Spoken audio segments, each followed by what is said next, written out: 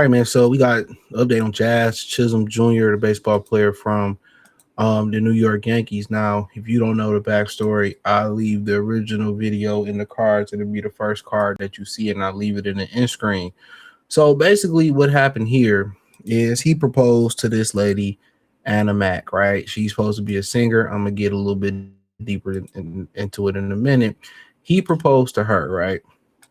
Um, and then somebody on X who was self-proclaimed a Yankee hater exposed that he had proposed to a woman with an OnlyFans. So then he turns around, responds, and says, "No, she don't have an OnlyFans." And he later deleted the post, which obviously they screenshotted it. Then they tried to play it off. Him and Anna Mac basically tried to play it off like, "Oh no, she don't have an OnlyFans. Oh, I knew she had an OnlyFans. We knew about it. My bank account is linked to the OnlyFans. Y'all tripping. We was playing with y'all, but they wasn't playing. He didn't know she had an OnlyFans before he got with her. But watch this video. It's even worse than that. The red flags was there. He just didn't care about the red flags. But let's go. He asked me to marry him. Cool, great. I'm so fucking happy, right? And like I said, you would think like the happiest moment in my life would be happy for me, but everybody just made it so negative and weird, right? But I've been posting my boyfriend, well, my fiance. I've been posting my fiance. I've been made it like a thing. Nobody had nothing to say. Nobody cared. So we decided to, want to be committed to each other, like real life. Like, you know what I'm saying? And let me tell you something. I don't really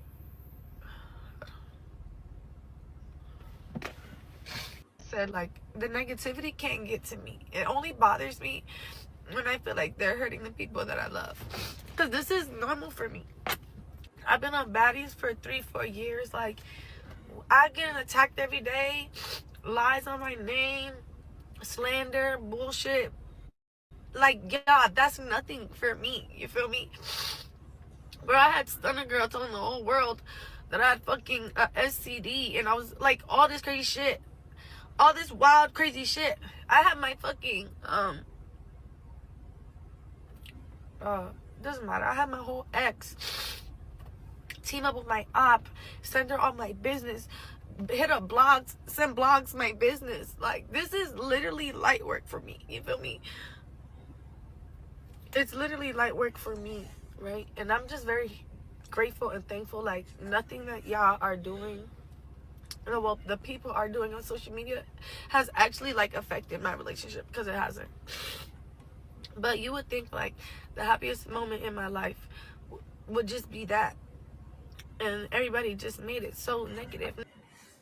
Everybody didn't make it negative. Like I'm so they're trying to save him. But then she gets on here and she talks about how it's not bothering them, and it doesn't affect her because all the other things that she been through, Look, the red flag was this. Take away OnlyFans for a second. The red flags was just the simple fact that, guess what? She was on baddies.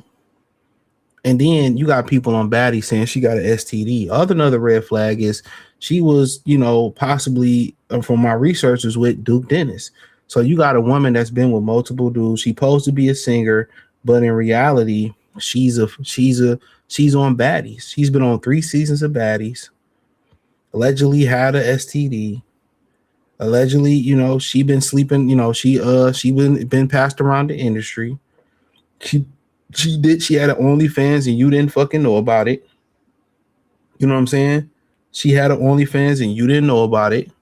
You try to play it off. If it wasn't bothering their relationship, she wouldn't need to address it on the internet, right? She wouldn't be crying while addressing it on the internet. And at the end of the day, I know where he at with it. He don't want to cut his losses, because he don't want to prove the internet right. He don't want to prove the internet right. Right? He don't want to get a satisfaction to the internet of them knowing that he cuffed the 304. He didn't know it. But the biggest mistake will be going through it, marrying her, and then she being able to take all your shit, and you knowingly knew this. So I feel like bro did him a favor, but at the same time, men really love women. Most women don't really love most men because he just, well, how you think about it. Most dudes take their girl back after a lot of effed up things they did, cheat, domestic violence, all types of shit. But you know why dudes put up with so much shit from women?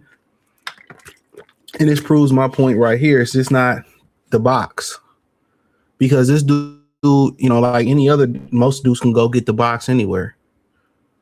Is that what you invest into the woman, the time you invest, the money you invest, the emotion you invest, making her happy, you care about what she think, you actually truly love her.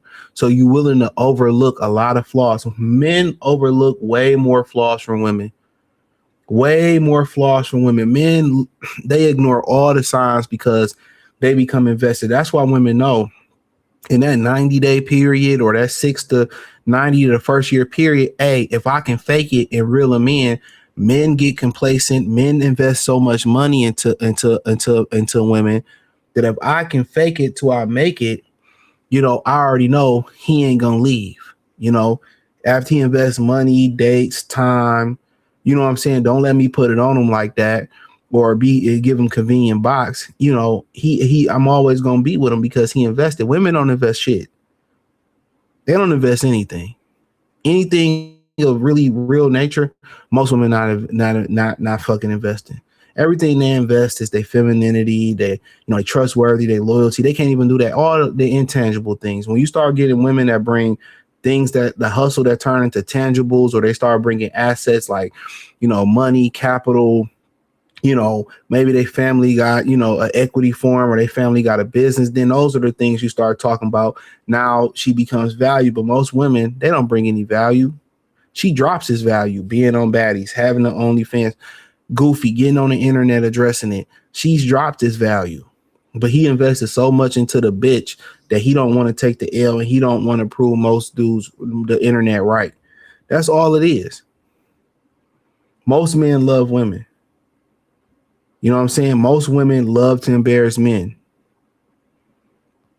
You know what I'm saying? And they don't think when they have OnlyFans or they do all this provocative, sexual, promiscuous stuff that it's gonna come back and not gonna come back and bite them in their ass.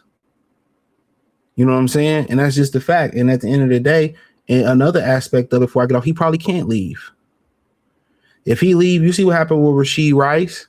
Everybody believed what the woman said Rasheed Rice did. We done seen 20,000 straight bitches lie about niggas and domestic violence. How many times we seen it? Tyreek Hill ex-wife now want to get back together. If he was such a bad person, why do you want to reconcile and call off the divorce? We seen what happened with the other Kansas City Chief receiver, Xavier Worthy. The woman lied on him because he caught her cheating and tried to destroy his reputation. So most guys don't leave women because they can't leave women, because they're going to lie and try to get you to leave your job. That's one of the most dangerous things about a relationship, is that a man cannot leave when he want to leave a relationship, because a woman can't take the L. They gonna lie, call the police, come up to your job, try to get you fired, make false allegations. And that's one of the major reasons a lot of men don't leave.